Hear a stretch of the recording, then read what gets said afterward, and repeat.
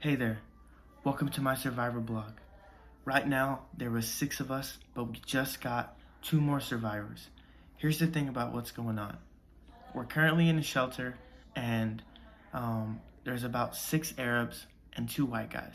These white guys were stranded, and the only reason I emphasize on race is because that's what this video is about. When these white guys were stranded, we saved them. We didn't save them from the zombies, but they were by themselves and they had no water, no food, no supplies, and we told them to come join us. Okay, my group right now has been together since the start. Okay, these guys that we just took along, for some reason they've been acting weird. Okay, and I don't necessarily know if we can trust them, but a survivor is a survivor, and we have to take care of each other. I want to talk about the zombie that we're dealing with. Okay, the modern culture zombie has a lot of different character traits. Sometimes they're sleepwalkers, sometimes they attack and they're very aggressive, okay, and sometimes they're just slow and may not know what's going on. Now, what I read in the readings is the only reason that zombies have thrived so long in America, it has to do with a lot of the things that have gone on, such as the events. In the readings, it mentioned post 9/11 disaster and the post Hurricane Katrina disaster. It emphasizes on the post apocalyptic conditions and how basically the times were tough. Not necessarily from a survival standpoint, but emphasizing on the disaster. How do I want to say it? Emphasizing on the disaster rebuilding and the disaster, not necessarily rebuilding, but really with dealing with the disaster and then the scenarios going on. The theory that I want to use is the critical race theory. Okay, the survivors that are with us are white, and we're 6 Arabs. All right, and the only reason I say that we can't trust them is because I think these guys may have some sort of animosity towards my people. Okay, so the zombies that we're dealing with, they don't have a preference on race, right?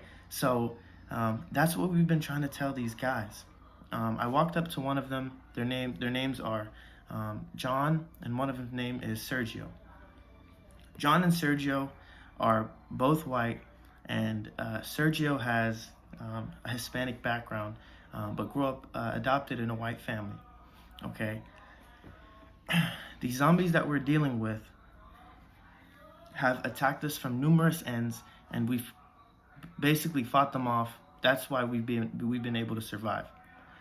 Every time we've moved, we've encountered a survivor that has showed some sort of hostility towards us. Now, I don't know that if the survival of the fittest mentality is intact, but if that's how it's going to be, that's how it's going to be.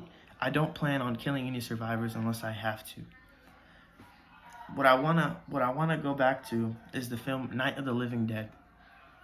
Ben took care of his group, and Ben made it all the way through. But Ben ended up being shot by a guy simply because he was black. Now, I don't understand the ending of that film and why it had to be that way, but I do know that it had to do with a lot of what was going on. Me personally, I don't plan on dying after I get through everything, simply because of the color of my skin. Now, the critical race theory mentions that people show animosity towards other races because they want a dominant race on Earth. Okay, now Arabs, we may not be a dominant race. White people may be the dominant race in the world. Okay, if we continue to stick together, maybe these guys can look the other direction and basically forget about white, black, Arab, Hispanic,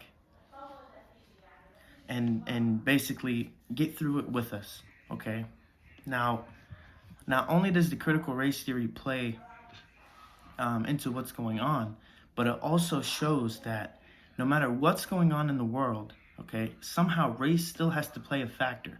The zombies that we're dealing with, they're aggressive, they move fast, and they're not gonna create a distinction with, who's brown and who's Arab, or who's white and who's brown.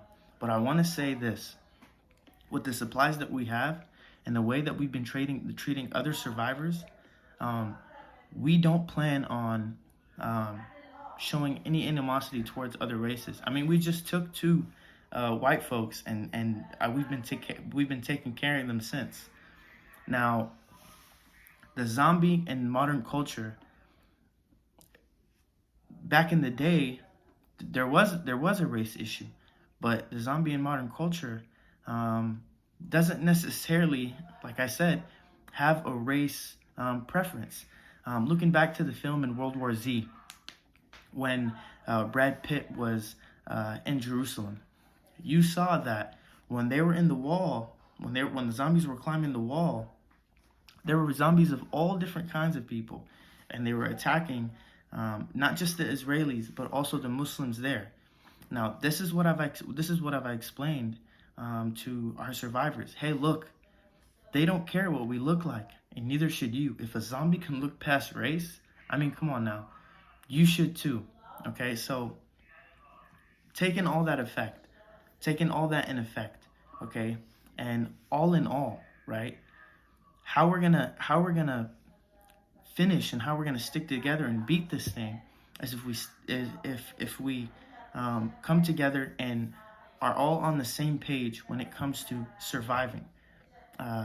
Just because there's a difference in race, doesn't mean that we're just gonna take only our people and the white people are gonna stick together. No.